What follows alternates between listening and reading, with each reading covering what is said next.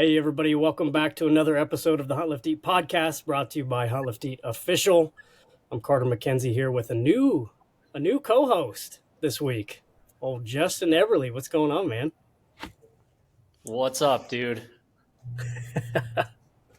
It's kind of like the boys are back together a little bit. Little bit, man. It's been a while since I got a chance to be on, and I'm stoked to be back. Yeah, heck yeah. From guest to host to HLECOO, And now second time host. moving on up in the world. Oh yeah. Well, we're stoked to be talking to our esteemed guest this week. We got Dylan Dowson from OnX, the one and only, on for this week's episode. So, Dylan, welcome to the podcast, man. Yeah, no, I appreciate the opportunity to catch up with you guys and chat a little bit. So thank you guys. Looking forward to it. Yeah, man. So we were talking a little bit before we mashed record. Dylan, maybe you could tell us again where are you living at, and what are your temperatures like right now? You must cut out a little bit, Carter, because we completely missed that. Okay. Yeah. Fill us in a little bit. Where are you at, and what are your temperatures like now? Yeah, so I'm in Western Montana. So I'm originally from Eastern Montana and moved out to Western Montana when I started working for OnX, which is it's crazy to think it's been about 9 years ago. But I've always lived in Montana, born and raised, just on a 9-hour drive different side of the state now. But yeah, it's cold. I mean, we're early. What are we? Early mid-January, I guess I could say now. Last couple days ago, I think we saw -40. I think it was 5 or 46 or something with wind chill. So it's a different level of cold. It went from a super mild, no snow, really warm temperatures to we still don't have all that much snow. We got some that came in that drifted up, but yeah, it was cold for a few days. But I think we're on the back half of it. It's going to warm up from here, and I'm actually scheduled to go to Texas for an odd hunt here in a couple weeks. So looking forward to temperatures down there. Even 40 degrees right now is going to feel like a heat wave. -40 to 40 is a big swing. Yeah, literally 10 minutes before this podcast, I was running outside. I was doing our workout for today, and I was cold and feeling a little sorry for myself. And then I was like, Justin and Dylan got it a little colder, and Justin was out for a ruck yesterday, freezing his face off. So I can't really feel sorry for myself. Oh man, that was a nice ruck. It was a slight bit chilly, and I had to take the challenge from some of the other guys. Man, they all had frozen stashes and beards, and I figured I wanted to play along too. Love it. Well, cool, man. Dylan, tell us a little bit about how you got involved in OnX and kind of the scope of your role, because Justin and I, along with probably all of our listeners, are huge fans of the app as a whole, man. So how did you get involved?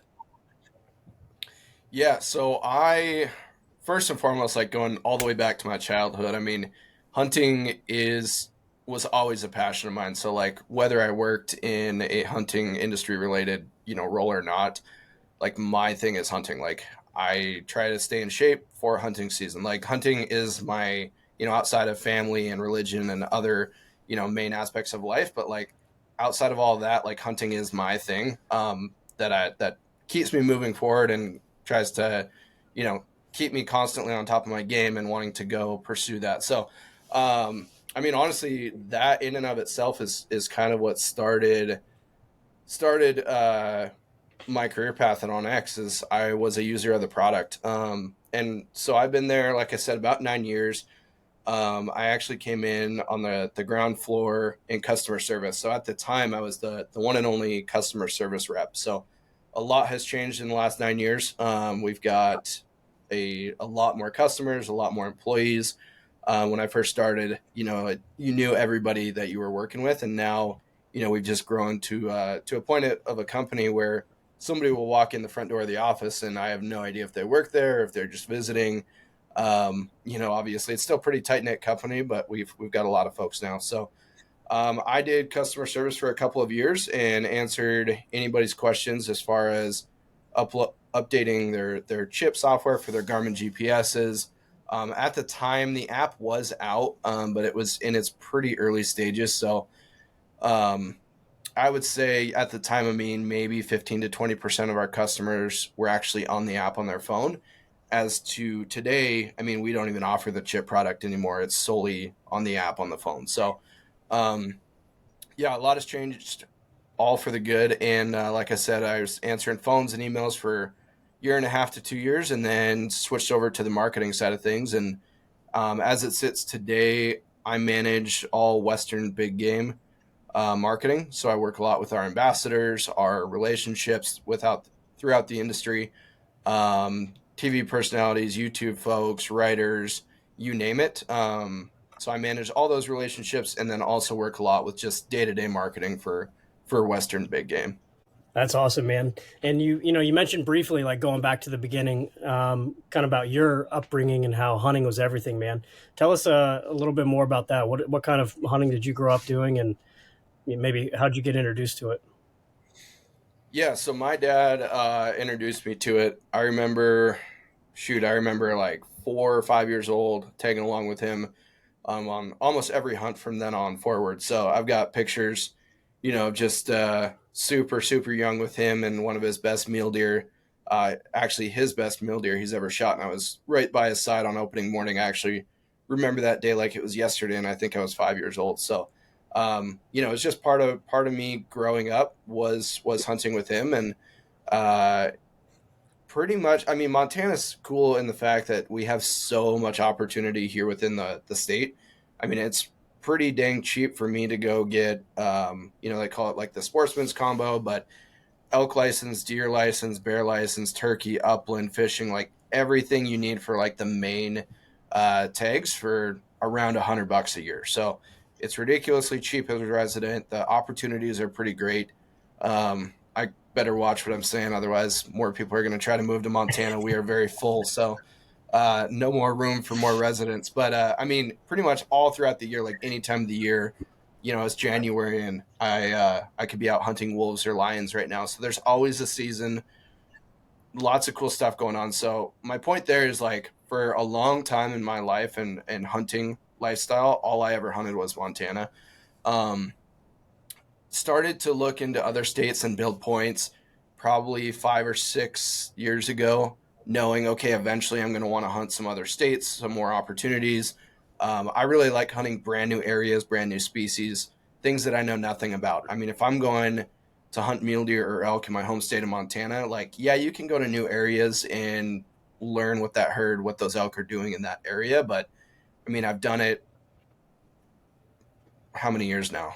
15, 20 years. So kind of got the ropes under there, and I really like hunting new species, new states. So anyways, I started accumulating points, and then kind of my goal over the past 3 to 4 years is do at least one out of state hunt a year. So I've got a young family. I've got two young boys, a 2.5 year old and one that's 8 or 9 months old. And it's it's tough to get out and do a ton of hunts, especially in the fall when I've got a busy work schedule and then my own personal hunts as well. But yeah, my goal is to do like one out of state hunt a year at least. So it's been cool. It's been really fun and rewarding to go check out some new states and new opportunities lately. Yeah, that's awesome, man. That's we have a lot in common there. I have the same goal. I want to budget enough money to go on one out of state hunt a year. Um, that's the ultimate goal every fall. I got a 3 year old and a 1 year old, two girls, and a lot of parallels there. And we talked about our shared buddy Tyler Jensen. Shout out to Big Sky Ty. Um, you mentioned building points in other states, and the cool thing about where you live, Arkansas, is that it's so big. You can go hunt new areas, like you were mentioning.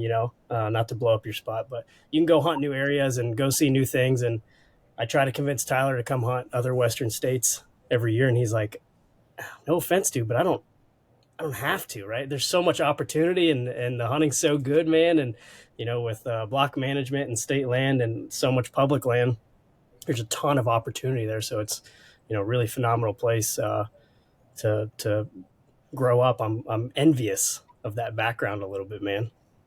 Yeah, no, I have to remind myself, it's one of those things when you're surrounded by it your whole life, you kind of forget how good you have it. And then when you do talk to some other folks, and it's easy to look on the man, I wish I lived there because of all that opportunity. Like we're out in Canada right now, so we released the product up in Canada last year.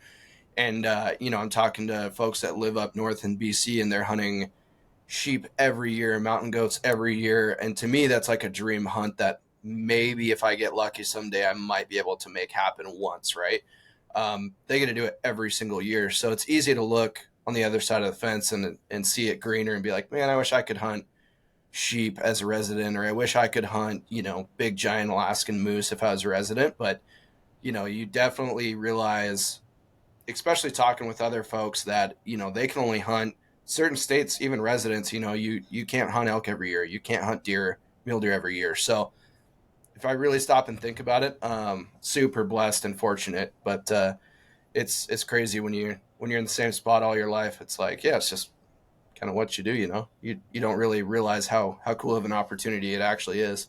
Yeah, what a blessing to work for a company that understands a passion for hunting. I feel like not everybody gets that opportunity where you get to take off time during the fall to go chase whatever critter you're chasing. So that's got to be pretty sweet. Yeah, no, it really is. And I mean, honestly, a lot of these cool opportunities I've done through work, which is crazy. I mean, if you would have asked me 10, 15 years ago if I could ever see myself like Kodiak, Alaska, for example, I went there on a work hunt, right? We went and hunted blacktail on Kodiak. And I mean, if I were to ask myself 10 to 15 years ago, would you ever see yourself getting paid to go to Kodiak on a hunt?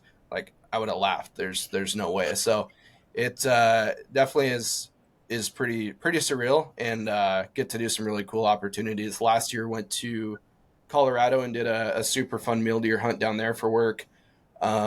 This past season I did my first Columbian blacktail hunt over in Oregon.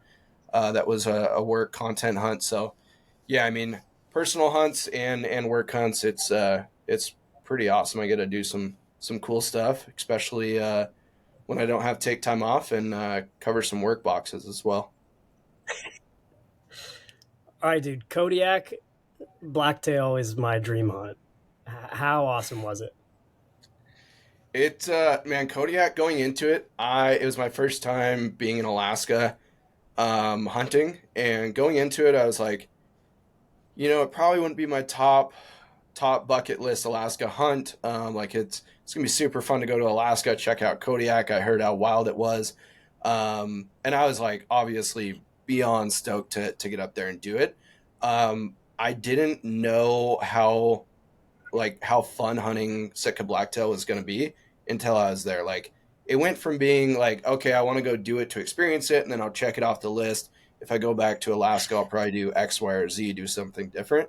To when I was leaving Kodiak, I remember just being on the plane looking at Kodiak as we were leaving, and it's just like I would love to come back and do this same hunt every single year for the rest of my life. Like, it would never get old. It would never be like, oh yeah, it's just another Kodiak hunt. It was such an amazing place, just so wild. And like, you start hiking around on Kodiak, and I mean, I do it even here in Montana. I'm looking up at mountains right now that I've been in, and it makes you feel small. But there's something about Kodiak. You start hiking through the brush and seeing giant, brown bear tracks, and seeing brown bears, and just everything on that island that made you feel so ridiculously small. It was awesome. If you're ever looking for a +1, man, I got you. I would love to go. Yeah, no, I want to get up there again. I think, shoot, that's probably been 3 or 4 years ago now that I was up there and did that. It was cool. We did a boat based hunt, so we stayed on a boat. I think there was like 8 or 9 of us guys plus the captain, and yeah, it was a blast. Like, every morning waking up on the boat to the giant chain link anchor getting pulled up, and then we'd go get on the skiff and go to shore and hunt for the day and come back and eat great food. And not gonna lie, it was kind of nice being on the boat, not having to worry about a giant Kodiak brown bear coming sniffing through our tent in the middle of the night. So that part was kind of cool.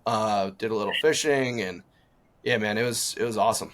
It's like just crazy level of adventure, man. And I think Carter's right. I think there has to be an OnX HLE hunt coming up, and it probably should be out there. Yeah. Yeah. I'll go to Kodiak watch, is, man. I'm just trying to learn. I'm just trying to learn to hunt, man. So sitting here listening to this, I'm like, it's mind blowing, like straight mind blowing, dude. Because I grew up in Colorado. I've been here for 42 years, and in my 43rd year, I'm finally going to go hunting. So I'm that guy, right? But that's why I'm stoked to kind of be a part of what's going on here, because I get to hear these great stories. I get to team up with guys like you and really learn more about what it takes to go crush some of these ultimate adventures. yeah, no, better late than never for sure. I mean, like I said, I hunted Colorado for the very first time last year, and it was awesome. Like it was super cool. It was third season rifle mule deer, and we were at pretty high. Like where I shot my buck, I think we are at like 10-2 or 10-3. So camped at pretty high elevation. Like froze our butts off. We stayed in the wall tent. Like is one of those where if somebody doesn't wake up in the middle of the night to stoke the fire, you're gonna have frost on your sleeping bag in the morning. So that was just another adventure and super cool to come.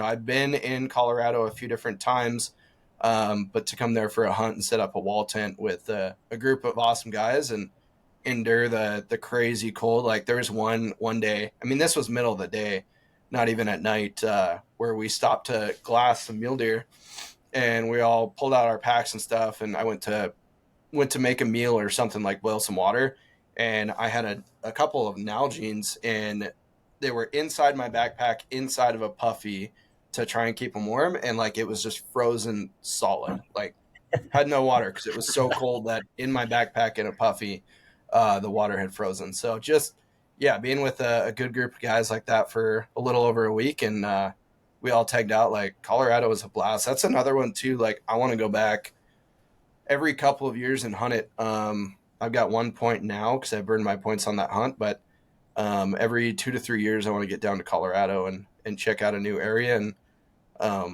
yeah, it was cool. Shot my best mule deer on the last day of the hunt, and couldn't have Nice. been any better really. Yeah, That's that's awesome, awesome. man. I had a great conversation the other day with a guy who's trying to build out kind of a Western Hunt 101, right?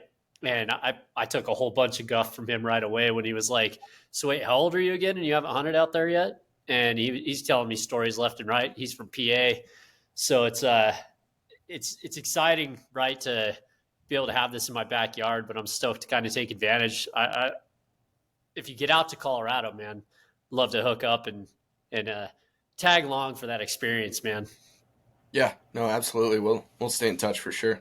So Dylan, what's 2024 looking like from a Dylan perspective and an OnX perspective? Yeah, 24. I'm actually trying to figure that out myself right now. So that's a good question. So mid-January, a lot of applications are due. Non-resident elk in Wyoming is one of those right around the corner. Really should have my mind made up if I'm gonna cash in my points and do it this year or not. A couple of weeks out, but still don't know. So might potentially be going to Alaska. There's a couple things in the works for a caribou hunt.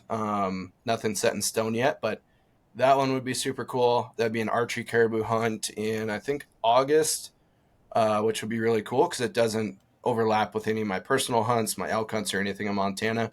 Obviously, Alaska is awesome. Taking a bow up there would be pretty cool, and hunting caribou.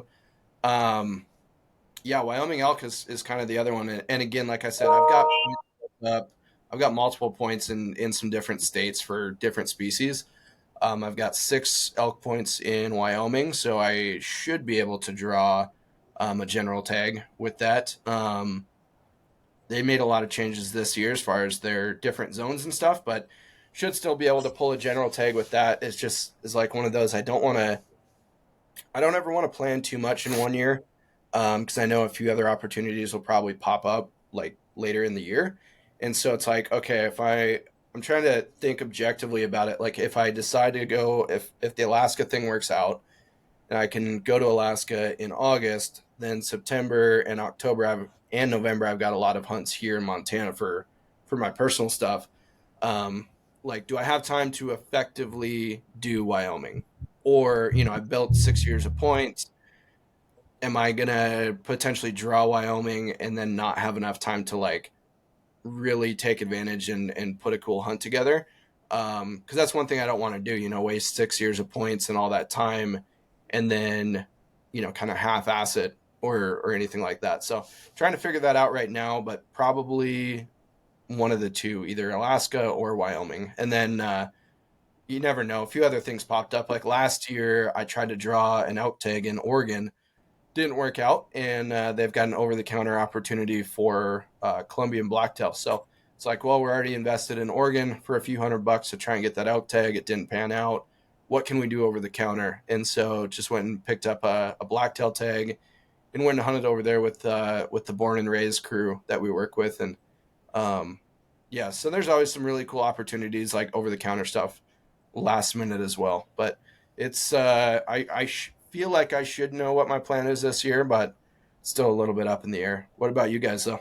Before I tell you my plan, Justin, Dylan just hit you with the best gold nugget, a seasoned veteran of advice right there.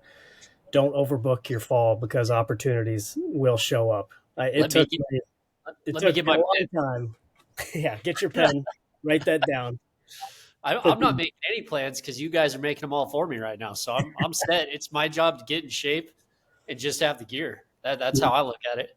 Yeah, that's the truth, man. I think I overextended last fall. Went on my first elk hunt in Colorado, um, and then we went on an antelope hunt in Wyoming, and I think with the family back here in Georgia, it was, and all the whitetail hunting and stuff I want to do here.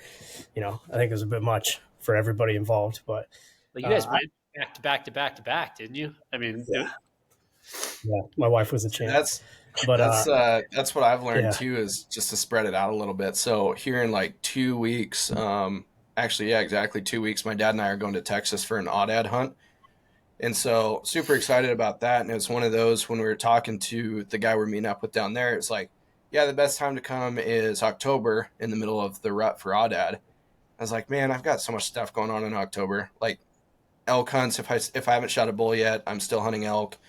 Antelope hunts. yep, I had an antelope hunt in October in Montana this year. Deer hunting starts in Montana. I was like, if I'm gonna go do that, because aoudad is a species you can hunt year round. There's not like a season on them down there anyway. So I was like, if I'm gonna go do that, I'm gonna go in January or February. Like, yeah, the hunting might not be quite as good. It's not peak rut. Like, it's not gonna be as good technically, but if I can go in January when I have nothing else going on, like again, yeah, I could hunt lions or wolves around here, and I do that here or there, but um, for the most part, outside of some work travel and in early, I guess in the middle of winter, I don't have a whole lot of personal hunting trips. So it's like, yeah, I'm gonna go in January, and we'll sacrifice a little bit, quality of a hunt to go in a time of year where I'm not going to feel like super stressed out about being gone for a week. it's a good strategy. And you're hunting, right? You're getting away from the -40, and you're hunting. Yep. Yeah, it's cool to Yeah, mix it up because I mean, again, outside of lion and wolves or predator hunting, coyote hunting here in Montana, I'm not a big duck hunter myself. I mean, I go when I'm invited and always have a blast, but it's just not one of my main passions of hunting. And so, I mean, typically this time of year, I would be dreaming of September and bugling bulls, which I still am, but also here in a couple weeks have a really cool hunt and brand new adventure that I've never done coming up. So something to look forward to in the off season is pretty cool. it's awesome. yeah, I've got 6 elk points in Wyoming too, and I'm in the same headspace you are, man. I'm like, I should have this locked in. I should know. Like, we're getting, what is it, the 16th? Like, I should have this figured out. But it's like, that's 6 years of my life. And I want to be able to dedicate, like you were saying, enough time to the hunt to be a success. I've never killed an elk. And I covet that so badly. I want it so bad. Yeah, You just want to play it the best way possible. totally. Yeah, no, I mean, I grew up in Montana where you can elk hunt every year, and I honestly felt the same way about elk for forever. I mean, it took me a long time, and it was a um, super long learning curve to finally get it done on elk, and then just build off of that and keep the momentum rolling. But 6 points in Wyoming, like even with the regular outside of the special draw, you should be able to pull a general, which is nice. Save you about 1,400 bucks. Yeah, no kidding, man. It's getting wild out there for non-residents. Yeah, no, it is for sure. They changed it this year, so a regular outside of a special is still, I believe, 700 some bucks. Don't quote me on that. And then the special is almost $2,000 now. So pretty crazy the difference. Yeah, dude, that's wild. And just looking over your Instagram, Dylan, you are incredibly successful hunter, man. So, what would you suggest to Justin across species? Right? You said duck hunting's not your thing. What do you think would be a good entry level hunt for Justin to get his toes wet in the big game Western hunting world? Yeah, I no, like it's a that good question. question. Whether it be for you personally or anybody, like that's a great question. And um, a couple that I would recommend, like spring bear. If you're into bear hunting, some people it's not their thing. If you are into bear hunting, like spring is such a good time to be out in the mountains. Like it's so cool. Uh, Spring bear hunting is cool because like here in Montana, we can't bait. We can run hounds, but I don't personally know anybody that does it. It's all spot and stock, so you're getting in a lot of the elements of like a mule deer hunt or another big game hunt.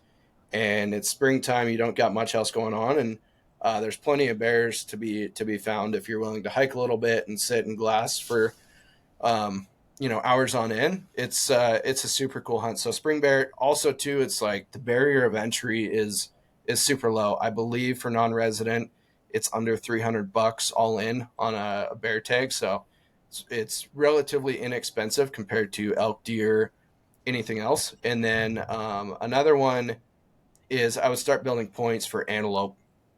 So antelope is one of those hunts where if you're not extremely picky, looking for a very specific caliber of buck, I mean, if you come out to Montana and hunt a unit with pretty good amount of public land, like you should be able to fill an antelope tag. You're going to see a bunch of them. You can cruise around and glass even from the pickup.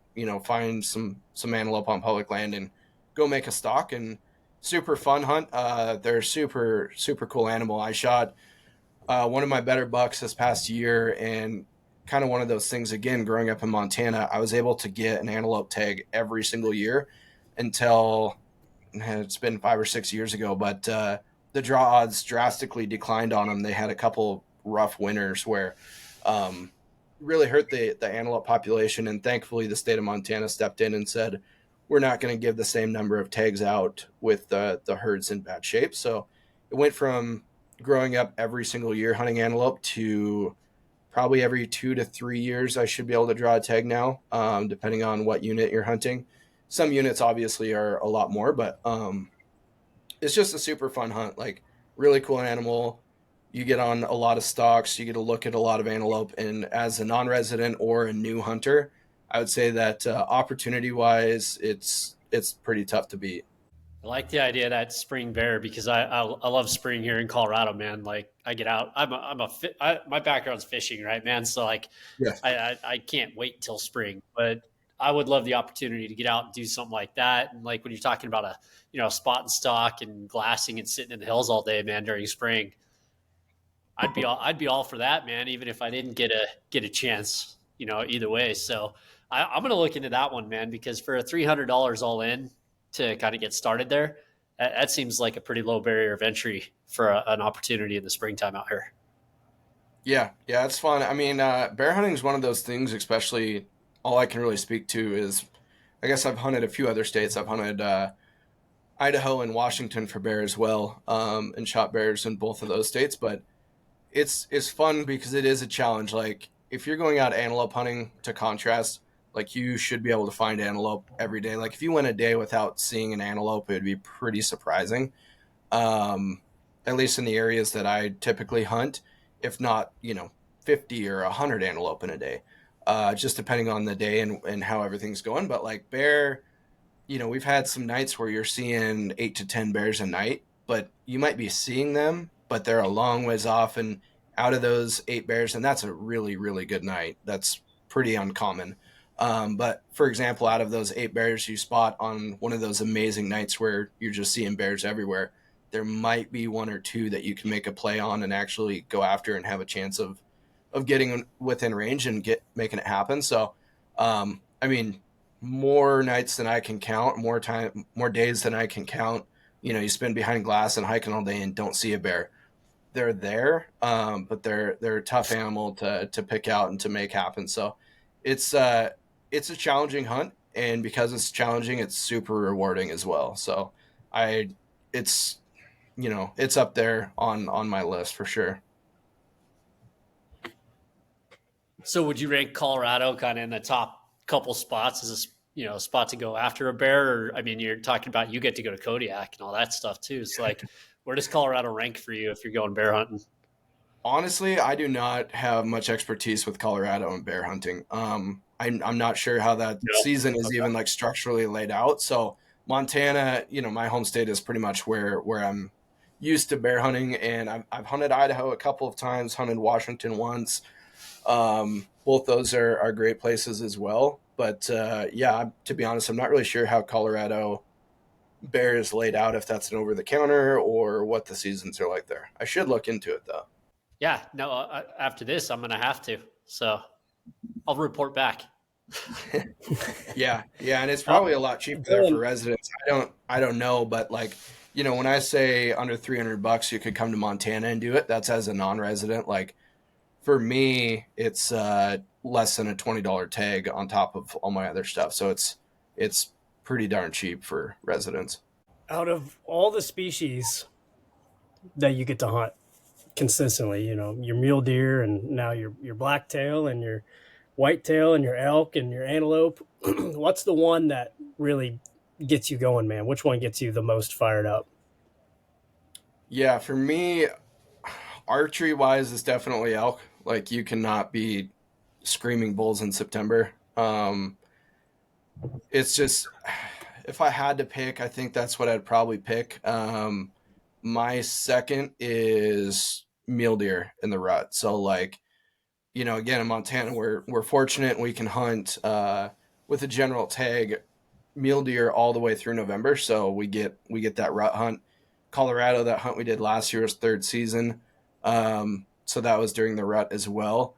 But mule deer and elk, and I've done some cool hunts, some other species, but those two are pretty tough to beat. Like outside of the bucket list items, right? Like I someday would dream of hunting like Dall sheep or something, or a giant moose in Alaska. But outside of that, like for the ones that I've done, elk with a bow in my hand or mule deer during the rut are my two favorites.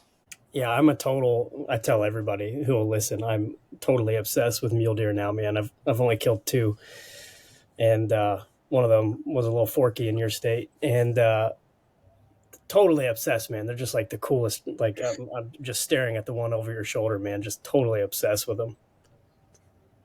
Yeah, no, it's super cool. It'll be interesting to see long term, like if Montana continues to hunt them in the rut with the general season. I feel like Montana is one of those states we're more of like an opportunity state than a quality state for management, and it'll just be interesting to see if that changes in the future, just with the numbers dwindling a little bit and having a couple of tough seasons. It's pretty crazy that we can hunt them all the way through November with a rifle and a general tag. Um, Obviously, I love doing it, but wouldn't be opposed to some changes in the future to, maybe have to draw for that particular hunt the last couple of weeks or something of that nature. It's a lot of pressure for a species, man, and I'm admittedly part of the problem probably as a non-resident who came in and then shot a forky on the last day. Hunted hard for the entire week and just couldn't saw a ton of deer, saw over 100 deer, couldn't find any bucks, and shot a forky in the last, literally like the ninth inning. Ended up missing my flight, and pulled the trigger on that Forky. And the reason I did it is that tag was $800 for a non-resident, and I wanted to go home with something. And Yep. with that kind of thinking leads to, like you said, an opportunity state with diminished deer population and herds, and probably not as large and healthy and as good of genetics as possible. So there's a lot to consider there for sure. Yeah, no, it's interesting, especially when you look into how other states manage and just the differences from state line to state line of how they manage their populations and their tags and whatever. And like, I certainly don't fault you for shooting a buck on the last day. $800 tag is super expensive. You hunted your butt off, and like, so I totally understand, the urge to do that on the last day, and don't fault anybody who does that. Especially if they're happy with whatever they're pulling the trigger on. That's the main thing. But yeah, it's crazy looking at other states for management. Colorado, again, was my first experience there, and really outside of Montana and Colorado, I haven't hunted mule deer in any other state. So, yeah, it was crazy going down to Colorado because again, like we had third season, so I think we had, was it 6 or 7 days, and that's like you can start hunting this day, you end hunting this day, and that is it. Montana, with your general, you can come out for more than a month. I think it's like 5 or 6 weeks and hunt deer. So it is pretty interesting looking at the differences and nuances from state to state. I don't think any state really has it all figured out, but a blend of, well, Colorado does this and that's nice, and Idaho does this and that's nice. It'd be kind of nice to cherry pick and figure out what works best. For sure, man. And oftentimes, I think the decisions made are not always made what's best for the species and the population, right? Sometimes it's profit driven. I think we might have lost you again there, Carter. Oh, I said sometimes the best decision is not always what's best for the species or the population, but profit driven. Yeah, I would say more often than not, probably. Yeah, that's too bad, man. But cool. Well, switching gears a little bit, Dylan, can we talk a little bit about the amazing app that you work for? Yeah. Got any questions? Fire them away. Dude, all right. What do you love about it? What's your favorite? Honestly, there's so much. Yeah, there's so much to it. The one thing I really like about it is a huge up level. Like it really really aids in people's success, but how I'm going to go about using it and how you two might use it are completely different. So it's not like it automatically just up levels all of the playing field to the same level. You really have to get in there and learn how to read a map and understand, okay, what do elk do this time of day, and how can I correlate that to the map? So we give the tools to help folks be successful and put themselves in the right spots. But it's still on everybody to use the tools effectively and to have that knowledge and really the hunting background and knowledge to, again, figure out, okay, where's that elk herd going to be this time of day? Where can I best set up for this evening based on the conditions and everything else around? So there's just so much to it. Like the obvious reason for pretty much anybody to first buy the app and get into it is private public boundaries, game management units. Like, is it legal where I'm at? Can I cross this fence line? Can I not? Is that private? Is it public? Like, I mean, out here in Montana, as you're well aware of now, Carter, like there's so many areas that aren't fenced. There's no sign saying private or public. It's up to you to know. And then with the app, like you can look and say, okay, 5 yards in front of us, it changes from state land to private land. There's no fence, there's no signs or anything. But if you cross that invisible boundary onto private, you're now trespassing. So, Yeah, you're I mean, breaking the law. That's like the obvious reason for most people to get it. But then the tool set and the features that go beyond that are really, I think, what are super useful. Like our new compass mode, for example. I don't know if you've played around with that much, but super cool new feature. where if let's just say spring bear, since we were talking about that, so many times in the past, like thinking back to several times, like you'll see a bear or even shoot a bear across a canyon and then be like, oh, sweet, let's just, hike down to the bottom of this drainage, back up and, either get on them or go recover this bear that we just shot across canyon. Then you get over there and you're looking around at each other like, man, I don't know if we're 5 feet from this bear or, 500 yards. Like everything looks different. You have no idea where you're at. It's so easy to look across a drainage and say like, oh yeah, it's just by that tree. Let's go. And then you get over there and have no idea. So for example, with the new compass mode feature, you can pull out your rangefinder and range. Let's just say, you ranged exactly where that bear dropped and it was whatever, 543 yards.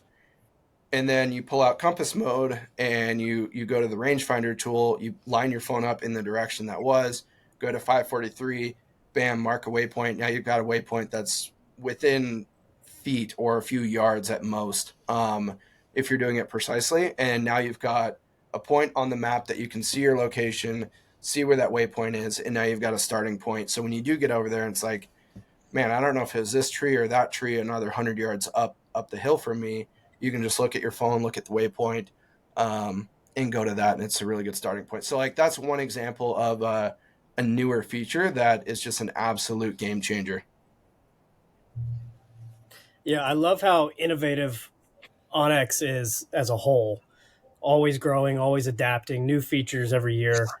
Like you said, I remember in 2018 was my first Western hunt, and I bought the chip, right? And now it's so outdated. It's like hilarious, right? Which like arguably was not that long ago. And so you guys have done a really good job staying on top of and up to date, and modern with it. Could you talk a little? You mentioned it a little bit, but could you talk about how maybe Justin and I could use, or how people use the mapping system differently, right? For different types of hunters, like maybe like from a beginner point of view to a, more seasoned hunter, right? Because like if you can't read a topo map, uh, then that the topo lines aren't going to help you, like you mentioned.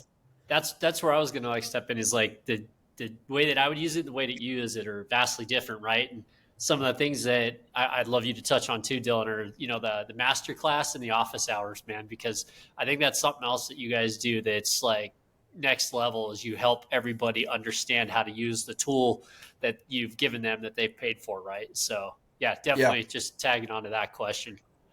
for sure. And yeah, I mean, I realize like I'm in it pretty much every day, if not every day. Like it's my work. I'm also really passionate about hunting and I think about it 24/7, 365. And we realize a lot of our customers, a vast majority of our customers are not that way. They might, pick up a deer license and go hunt for an extended weekend one time a year, right? So a lot of our customers are that type of folk as well. And they're probably not, in January figuring out, like studying the map, trying to figure out where they're going to hunt this next year. It is a super complex product. A lot of people are afraid of the technology. They, think that they're not going to be able to understand it. That's where those office hours and some of the webinars do come in. So I'm glad you touched on that. Basically, it's a webinar program that we offer. The office hours is pretty much just to ask questions about the product and to go through the product. So um, folks can find those on our website. If you just type in OnX Hunt webinars, we've got a page set up where you can go through and sign up for different ones.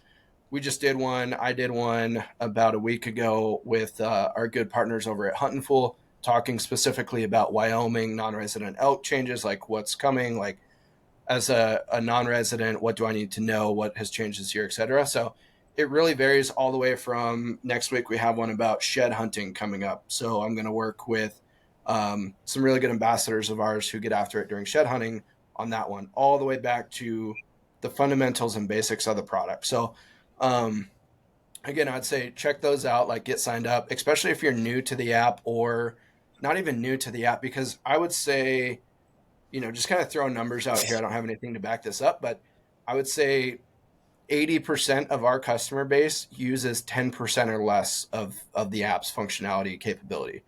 A lot of people have marked a couple of waypoints and that's about it. So the compass mode that I was just talking to about remotely and accurately and quickly marking a precise distance and dropping a waypoint on a specific object at a known distance, like most people have never looked at that. They have no idea it even exists because, a lot of different folks are pulling out the app and saying, yep, I'm on public, or, let's take a turn right up here and then we'll get to our campground, and then, put the app in their, put the phone back in their pocket until they need to check a boundary again. So there's just so much detail and layers.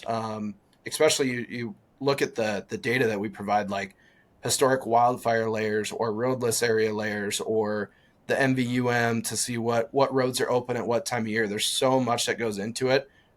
Crop layers, historic um, imagery where you can see like two week increments imagery back all the way for a year. There's a lot to unpack, and those office hours are a really good spot to start. I was going to say that was probably the biggest barrier of entry when I first got it right. Was really quickly I realized just how robust the tool was, right? And so I was like, holy crap, where do I start? Mm-hmm. So I got to just applaud you guys for the office hours and those classes, right? Because it's helped guys like me and my cousin, who's also a newbie hunter, use the tool to we're probably like more like your 20% capacity goal to get to like 50%, right? But that, I mean, the tool is just so robust that it's great that you offer that for all of us to be able to finally understand and how to, and use it for what it really is.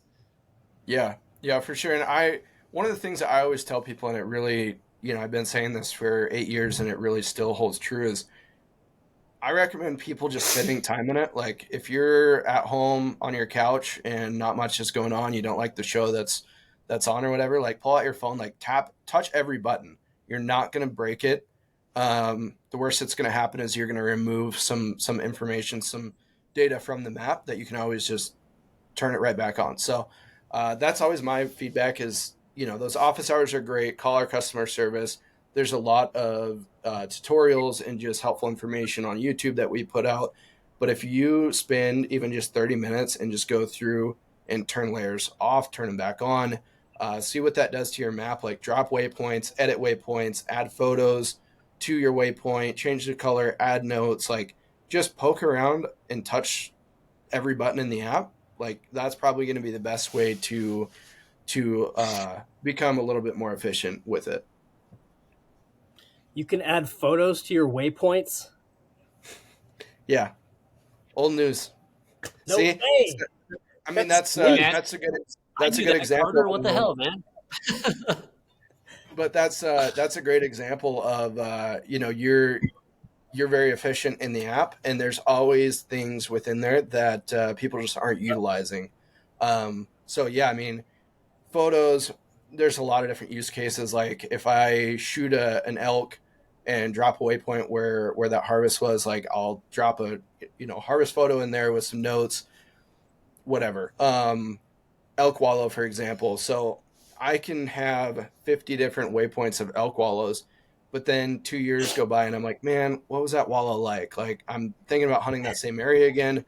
Now I just tap on the waypoint of the wallow and there's a photo of exactly what that wallow and what that opening looked like. So tons of different use cases for that, like glassing points. I've been doing that a lot lately. Bear hunting, for example, like you'll get up to a glassing point and either like it or not really like it depending on what you can or can't see from there.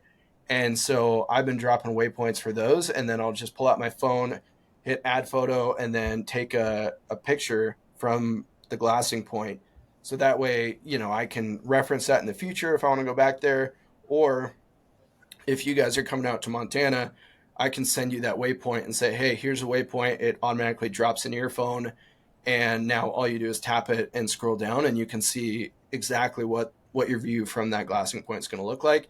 You can then look and be like, I don't really like it, can't really see anything, or what you can see is going to be outside of a shooting distance. A lot of different things there. So I could add notes to it, like I could put detailed notes for any particular waypoint, and then when I share it with you, you guys have all those notes as well. So lots of different use cases there. Yeah, that's an awesome feature, man. And I love also like just the versatility. Like even if you're not, you know, hunting X amount of days a year or fishing or whatever, I just used it yesterday to go show my mom a house down the road that was for sale. And we were just looking. I was showing her the property lines and how it backed up to the lake here, and Army Corps of Engineer property was all outlined and blah blah blah. Anyways, I was explaining it all to her, and she was like, "This is amazing." I was like, "I know, right? This is incredible." And she's never been hunting in her entire life, and she was like, "That tells you who owns all these properties and where everything is." I'm like, "Right? It's incredible." Do you ever think about like you probably do, but like people just used to trespass, right? Like before anything like this, on accident, sometimes unintentionally, but like it takes the guesswork out of it. Yeah, I mean, it keeps people honest for sure. I mean, I know before this tool, like, when I was super young, and it used to not be as big of a deal. And I can only really speak for the areas that I'm familiar with. But um, I think people sometimes also used it as a crutch. Like, I don't know if that's private or public. So I'm going to just, it looks like Mm. public to me. Right. And then they go do what they want to do. But now, like, there's no excuse, for $30 a year for one state, like for whatever state you're in it, or $100 a year for all 50 Canada, and the whole suite of elite benefits there. Like there's there's no way that you can't find that information. So I think it's keeping a lot of people more honest than what it did prior to this product.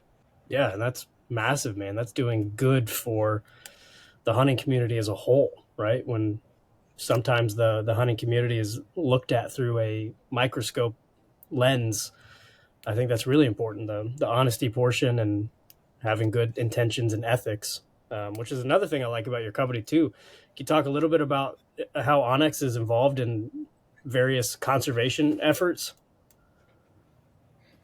Yeah, we work with some of the best, if not the best in the business. I would say the best in the business. I mean, we work with so many different orgs and groups, and we internally have dedicated folks who their main job is to look at access related issues and what we as a company can help shed light on, put some of our dollars where our mouth is, and open up access. So again, we do a lot of that internally. We've got some dedicated positions for that specifically, and then I'm wearing a Out Foundation's hat. We work with RMEF, we work with Turkey, we work with Mule Deer Foundation.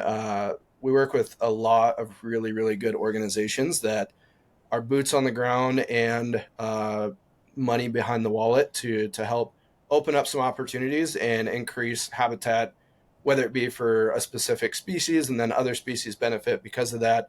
Um, yeah, it's been pretty cool to work with those organizations and see kind of how they tick and how they go about their business and being a part of it. Yeah, I love that, man. Putting your money where your mouth is and doing good things for people who believe in the product. It's one more reason to stand behind it. It's not only the single greatest app ever invented, but also doing good work out there for people like us to keep enjoying what we're doing, man. It's awesome.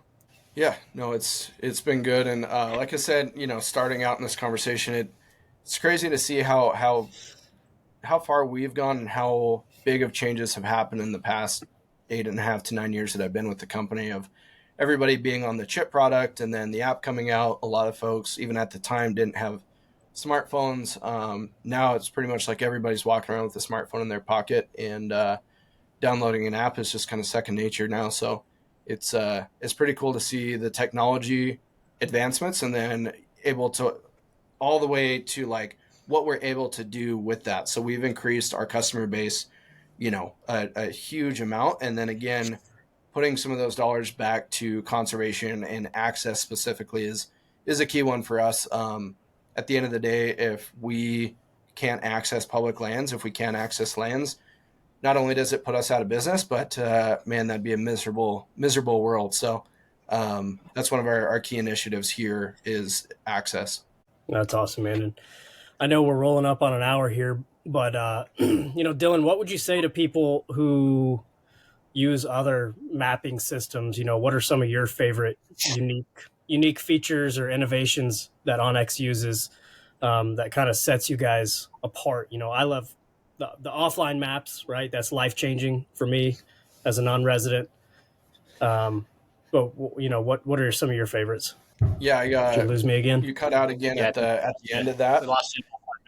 Lost you a little bit, but I got the gist and the question. Honestly, like we do have some great competitors. Like the main thing that I would say is like OnX was kind of the first one to the game. We've been doing this for a very, very long time. Um, we have a really, really solid group of folks over here that have made the product to where it just works. Like I can rely on it out in the field, and to me, that's one of the most important things. Early on in the stages of the app, I remember a time where it was a little bit more buggy and technology wasn't quite there. And with the advancements of technology and the team and the money that we put into the product to make it stable, I mean, it works and it doesn't let you down. So to me, like the reliability, like yeah, we could dive into dozens and dozens of features and offline maps and this and that, a lot of which other folks out there are also doing. But the reliability and usability of it are, I think, kind of what sets us apart. I think that's a great answer, dude, because the reliability is the first thing I noticed about it when I was trekking around, up in the hills over here and using it when I was fishing and things like that. So I think that's, the reliability is key. Yeah, I mean, it has to work. Like there's especially like you invest a lot of time, money, effort, but like from a safety side of it too, like I have relied solely on the app in the dark before with a headlamp and nothing but a track to follow or a destination on my phone. And like, yes, you should be well versed on compass and the ability to land nav without anything should your phone fail or should you lose it or whatever. But safety and just everything, you put a lot of money, time, and effort into whatever you're doing, and it's just one of those tools that has to work. I mean, if you're going on a rifle hunt and you get all the way to the end of your hunt and you go to squeeze the trigger and your gun doesn't work, like there's just certain pieces of gear that have to work, and in our opinion, like the phone and the mapping system is one of those. So that's one of the things that we strive for, and that's one of the most important things. Like we will always continue to add new features, new cool innovative 3D cool, like crazy things you can do on the map that blow people's mind. But at the end of the day, like our core is just a product that is reliable and works, and like that's more important than the flashy features. And that's the key, man. And it's mandatory. You got to have it, whether you're hunting in your home state or you're hunting out of state, man. You got to have it. OnX is unbelievable, man. Not to blow too much smoke, but it's freaking, like you said. Like, what's the point of don't even take your rifle, right? Like you got to have it, man. For any type of hunting you're doing. So we're huge fans, man, and appreciate the work you guys are doing. Um, we're rolling up on an hour here, but Dylan, totally off topic, but what are some of your favorite recipes? What are your go-to recipes currently for some of this all this wild game you got in your freezer right now? It's a good question. Honestly, I don't know. It's a good question because it's unique. I don't know if I've been asked that before. We're very fortunate and have a very, very full freezer. So I shot a bull last year, so I got my elk, two deer. My wife shot a deer and an antelope, and we had some leftover out from the previous year. Like we have a very full freezer. Honestly, I keep it pretty simple, man. Like I'm a big like steak and potatoes guy, and pulling out some backstrap, lightly seasoning it and making sure it's medium rare. It's one of the biggest things I think people screw up with wild game specifically is it's like, oh, it's wild game, and I'm referring to family members and friends who don't hunt much. But a lot of people, I think, look at wild game and it's like because it's wild game, it has to be cooked longer. Not the case unless you're dealing with like bear or mountain lion or something like that. But they overcook it and then it starts to get gamey. So it's like barely cook that thing, and that's kind of my go-to is just like simple steak. We do a lot of burger and steak. So like out of my elk will be strictly burger, steak, and roast. And then my deer and antelope is where we'll do like summer sausage, jerky, pepperoni sticks, bratwurst, that type of stuff. So, yeah, man, we're pretty set on meat this year. And actually, it was cool because um, my wife wasn't going to shoot a deer this year. We get a deer tag every year for her, and she wasn't going to shoot one this year because it was like, man, we've got so much meat, and she's like, I don't want to just shoot a deer just to shoot it if we're not going to eat it, right?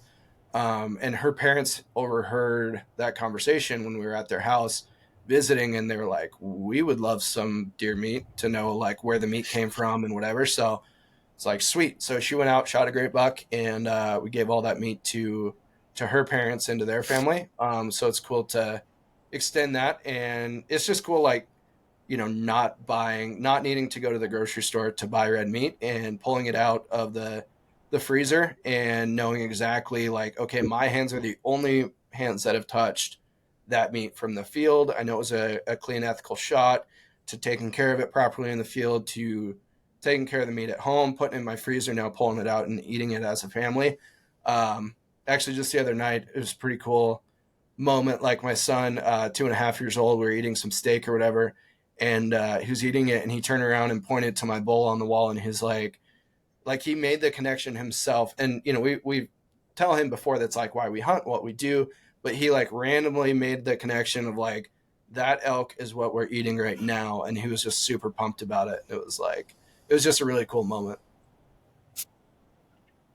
That's That's awesome. the best. That's the best, dude.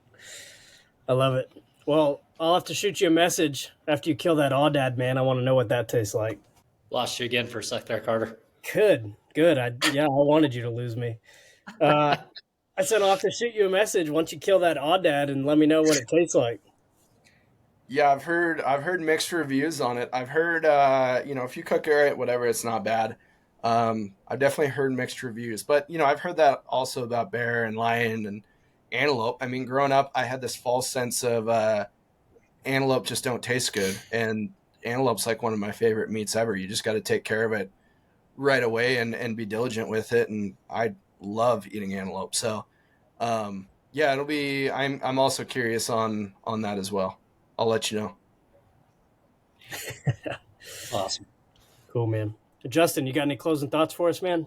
Oh, I got one, man. I think we'd be remiss not to thank Dylan and the OnX crew for their support over here at HLE, man. Like, you guys jumped in early on as a great partner here. And, I know from my end, for sure, I want to thank you guys. And I know we got a bunch of members that are pretty happy with you as well. So we appreciate you guys, supporting what we're doing over here. And we're happy to support you guys and what you're doing. So, thank you.